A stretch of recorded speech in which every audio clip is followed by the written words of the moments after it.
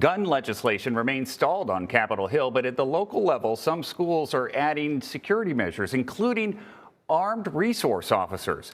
Scott MacFarlane has more. A week already marked by tragedy continues with investigations of new alleged threats foiled against schools in Maryland and Ohio. With Congress paralyzed over new gun control laws, some schools have stopped waiting. The superintendent of Millville, New Jersey, has been installing cameras, panic alarms, and locks. We had to put time and energy into the human behavior of making sure the school is secure for our kids and for our staff.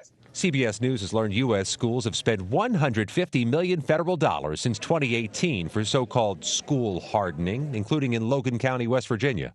We have over 100 cameras either inside or outside of Chapmanville Regional High School. But even senators who've helped pursue this grant money question if it's a solution.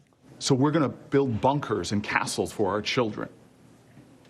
And does that solve this problem? States have also expanded the use of armed school resource officers, a trend that surged nationwide after the 2012 Sandy Hook tragedy.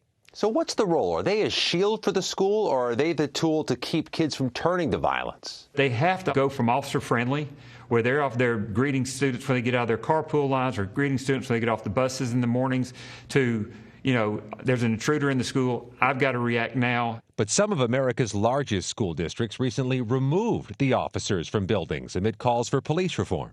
There may be schools saying we need to get a lot more officers really fast. You don't think that is the solution? Absolutely not. There is an actual way in which we can do both. Ensure that our kids are safe while at the same time not over-policing and over-hardening our schools. CBS News congressional correspondent Scott MacFarlane joins me now for more on this. Scott, we've heard proposals for this so-called hardening of schools, but your reporting shows that it's already happened at hundreds of public schools in the U.S. What does it take to harden a school? So it takes tens of millions of federal dollars to start, Carter. The U.S. Justice Department gives out these grants, these school safety grants. And as Congress has failed to pass gun control legislation, the Justice Department has ramped up the money they send out for schools to do whatever they can do to harden the facilities. $150 million in these grants alone since 2018, and the amount is significantly increasing each year. Schools are free to use it with certain parameters. They can use it to add new cameras, new video systems, new digital radios, those vestibules a lot of us parents see where you can get into certain sections of a school but must be buzzed in. And they can use it for training, for mental health training, even training to do the active shooter drills, Carter. The money is flowing, even though Congress is stalled. So what about these new proposals for more school police officers and actually arming them? Would that help? What's interesting here, and what's noteworthy, is that there's different school systems going in different directions.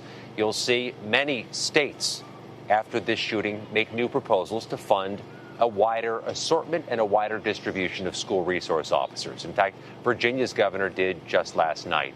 Kentucky did so earlier this year. But then there are school systems going the other direction, saying we need to pull these officers out of the schools, keep them in the community, keep them in close proximity to respond, but that having an armed, badged officer in the hallways walking a beat to some degree could be traumatizing to students. So you're seeing almost a red-blue divide in certain states over who's adding police and who's removing police. But it's also worth underscoring the police were school police in Uvalde. That school system, Carter, had its own school police department.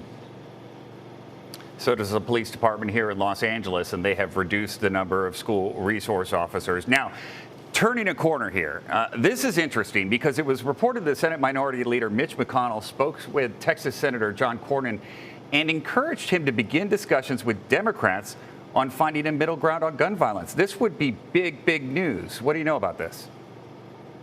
We know both Connecticut Senators Richard Blumenthal and Chris Murphy, both of whom obviously represent the state where Sandy Hook exists, mentioned Senator John Cornyn of Texas by name yesterday when I was asking them, who do you work with Who do you talk to? Both Connecticut Democrats mentioned Senator Cornyn. There was a negotiation in mid-2021 in which Senator Murphy and Senator Cornyn were talking about closing loopholes in background checks for commercial sales of guns. Those talks broke down, but Senator Murphy said Senator Cornyn was negotiating throughout in good faith.